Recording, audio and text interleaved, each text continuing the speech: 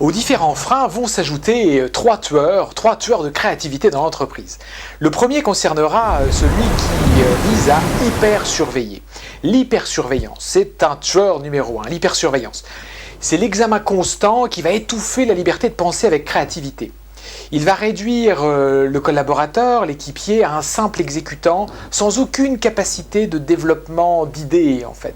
L'exemple que je peux vous donner, c'est par exemple un commercial à qui on dirait « Tu ne dois pas t'écarter d'un script lorsque tu es au téléphone avec ton client. Tu dois dire ça à la virgule près et pas du tout ça. » Et l'hypersurveillance conduit les personnes à être dans un sentiment de pressurisation, en fait. Ils sont surveillés et donc, quelque part, se sentent en état affaiblissant considérablement l'enthousiasme.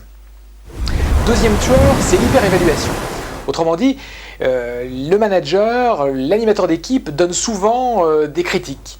Et les critiques sont souvent prématurées d'ailleurs, ou excessives, et elles tuent le bonheur d'entreprendre. C'est typiquement l'hyperévaluation, ce qui nous aurait conduit à ne voir que les deux mauvais résultats, et uniquement les deux mauvais résultats, sur l'exercice tout à l'heure des multiplications. Et ça peut être aussi des critiques prématurées. Attention, surtout la prochaine fois, tu ne te trompes pas comme tu as déjà fait. C'est typiquement ça, une critique prématurée. Troisième frein, troisième tueur de créativité, eh bien c'est celle qui concerne les dates limites. C'est l'hyperlimitation. Autrement dit, les dates limites sont trop nombreuses. Et on crée à ce moment-là un effet de panique.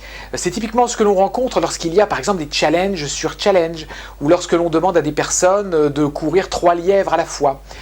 Il y a l'objectif par exemple mensuel, l'objectif hebdomadaire, l'objectif quotidien, et effectivement les dates limites peuvent paraître trop nombreuses. Maintenant attention, il faut aussi des dates limites parce qu'on est tout de même dans des contextes d'entreprise, mais lorsqu'elles sont trop nombreuses, ça devient des tueurs de créativité.